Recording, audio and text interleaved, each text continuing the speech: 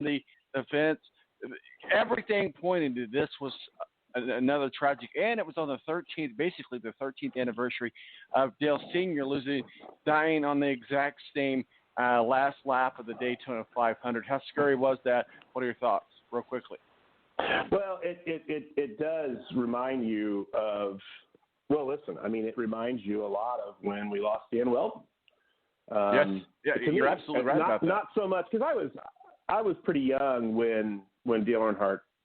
I mean, relatively young. Let's put it that way. I was an adult, but didn't feel like one. Don't feel like one now. But I was living in Terre Haute when Dale Earnhardt passed, and this reminded me a lot of when we lost Dan Weldon, and it brought up a lot of memories and of that day when they were in Vegas. And I feared the worst. I thought we had seen another fatal accident. And I got to say, I think NASCAR has kind of gotten some unfair criticism throughout this entire thing. Denny Hamlin had just won the biggest race of the year. He was pretty well unaware of what was going on behind him, and I don't think he deserves any criticism for the celebration, because you could tell when he found out something was wrong, it was reined in considerably. I mean, listen, you don't know what's going on, so you still have to take the trophy. And I think he said everything he was supposed to say, like, oh my gosh, I'm worried about Ryan Newman, hope he's okay. And I don't think Ryan Blaney deserves any criticism. He was doing what they all do. He gave him a push. It didn't quite lock in correctly, and he got him sideways. I think this is, I hate to sound like this, but it was one of them deals, one of them racing deals. And I just think NASCAR got a lot of unfair criticism the last week because of how things transpired. And I think they'll learn from it, and I think they will be a little more communicative in the future. God forbid something like this ever happens again, where there's a serious, hey, we can't get this guy out of his car. Like, hey, maybe no donuts right now. Okay, got it. Denny Hamlin would have not done that. Yeah, absolutely. I don't know Denny Hamlin, but I seems like a type of guy that would be like, okay, did drive, So I think there was some unfair criticism to NASCAR. They did as best they could with the situation they were in. But boy, you're right. I feared the absolute worst. I mean, I thought we had seen a fatal accident, and I was so relieved later that night to hear that, hey, he's in rough shape, but he's going to be okay. It's like, oh my God, that's wonderful.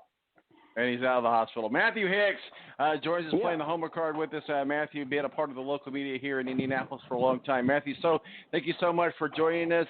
I know you're on Twitter. Is that the best place where people can find your masterpieces, sir? That is it right now. Free agency is interesting. Hopefully something pans out for you, buddy. Well, no, it's okay. How do they say, self-induced free agency. So that's okay. There you go. That's the best kind. There you go. No worries. HicksM05, HICKSM05 on Twitter. And, I occasionally send my musings out for the interwebs to read. Well, I can't pay you the $1 million that you're worth, but you're always welcome here on the show, Matthew. I appreciate that. Thank you. All right. Matt Hicks, certainly been a part of the local media here in Indianapolis for a long time, helping us play the Homer card. And we're talking about the Colts and the quarterback situation, the combine, and that and all of that going on. And I appreciate his input there with Denny Hamlin, and Ryan Newman in the Daytona 500. We're going to get into a lot more detail of that coming up next with Steve Wilson of Speedway Digest standing by in our green room.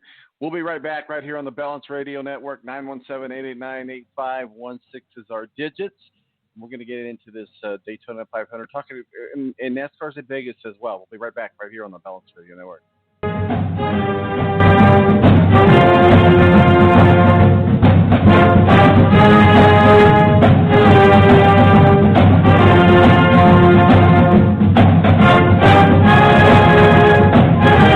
Morning face. You get it when you don't sleep well. This is what happened to Linda. The Morning, guys. Good morning. Ah, what is that thing? It's me, Linda. Oh, my God, it talks! Run! No, it's me, Linda from HR. It looks hungry! Save the children! Save them!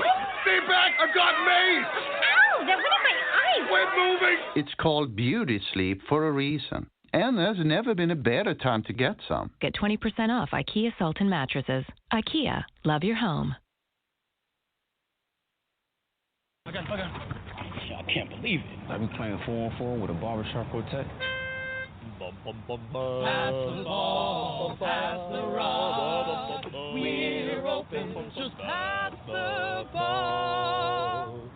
Nah, I can't believe how easy it was to save hundreds of dollars on my car insurance with Geico. Yeah.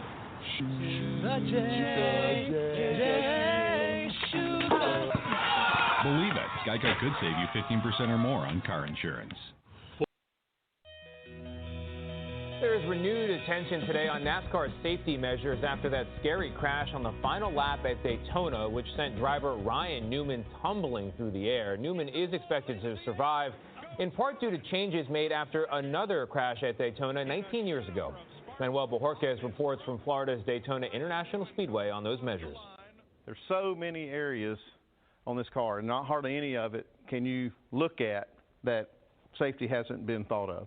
Andy Petrie has lived and breathed racing since 1981. Everywhere you can see where a car could possibly hit is protected. Yesterday, he showed us a series of features NASCAR has installed over several decades that he believes helped keep Ryan Newman alive at Daytona. From padded doors. This is a crush zone, so it absorbs energy when something hits the side. To window nets. If anything happens in a crash, it keeps the arms and things from coming out. But to stiff carbon fiber seats.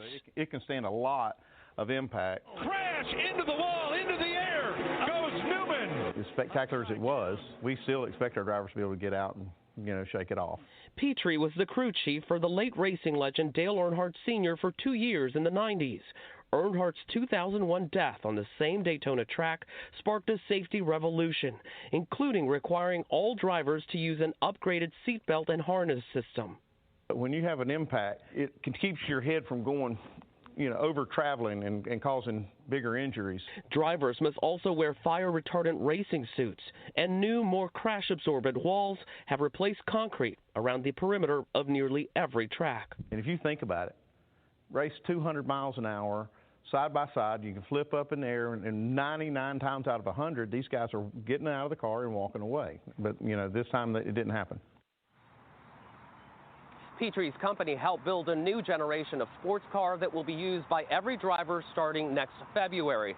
But a local sports columnist told me that he believes speed restrictions on the race here at Daytona keep drivers clustered too close together, and that could remain a problem.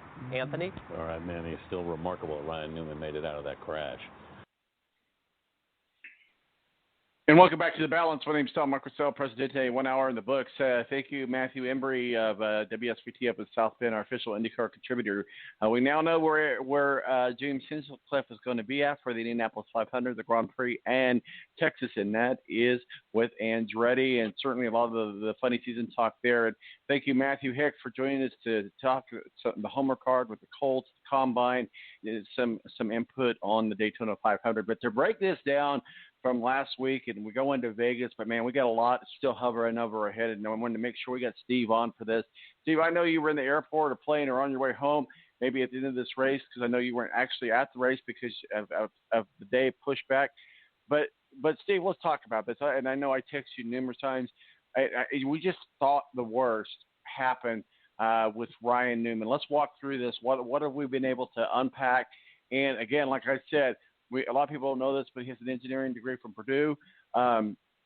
He helped design this cockpit or this cage or whatever it's called, the new one that they're using with the new cars, and a lot of people think that that's what saved his life. Steve Wilson, Speedway Digest, our official NASCAR contributor. Let's break this down, the Daytona 500 2020. Not more importantly, they came out wrong, but more so, let's talk about Ryan Newman and how things happened there. I think it's a combination of a couple different things that helped save him. First thing is, I think we go back and there's different bars that have been added over the years, different roll bars into that to help support the greenhouse and around the driver themselves.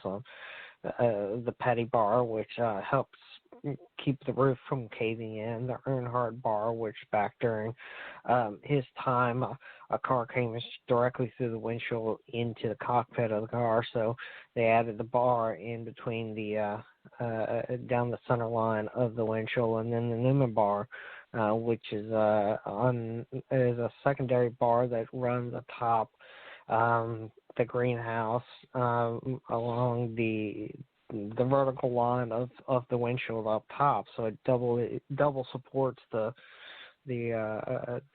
greenhouse and the roof from caving in.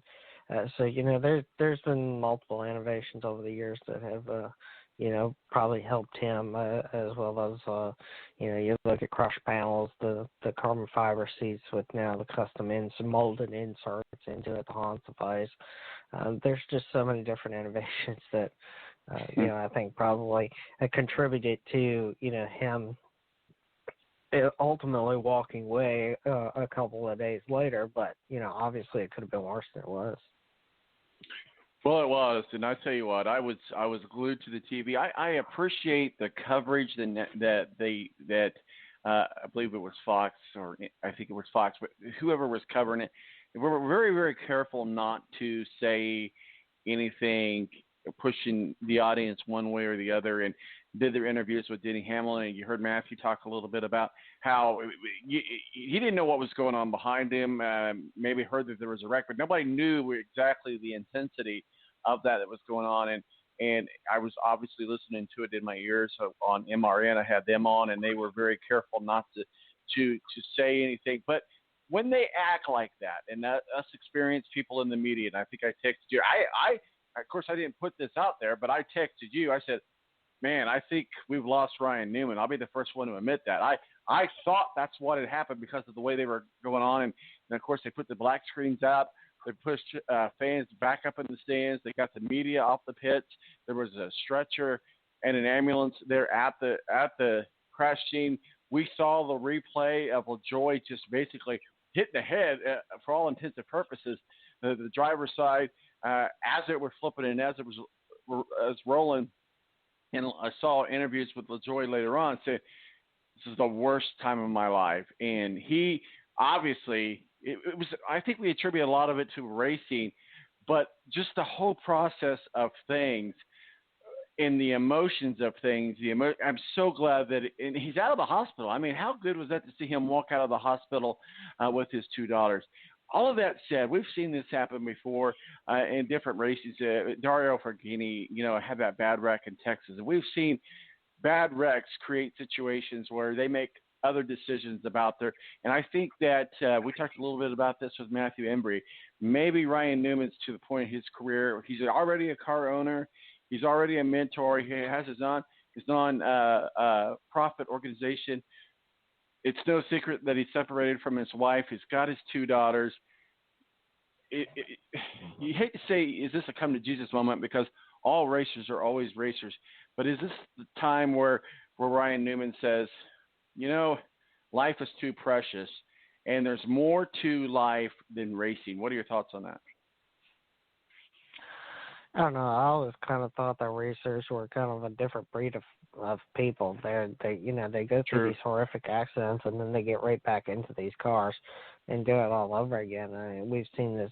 We've seen Petty do it back in the day, but dying at a truck race that totally destroyed the truck and left nothing but the greenhouse around him. Austin Dillon about 5 years ago in the summer race where he tore the fence down.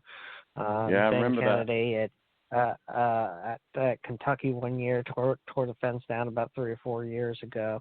Larson has done it at Daytona himself in the Xfinity race about 6-7 years ago, something like that. So, we can go through tons and tons of different examples of these incidents, and you see these drivers get out, they walk away, they go to the hospital, they get themselves checked out, and then they get right back in the race car all over again. I've always thought that they're kind of like a different breed of person, to be honest with you, and there's something that makes them tick that doesn't make some of the rest of us tick. And, you know, for a majority of the population, they would get out, walk away, and never do it again. But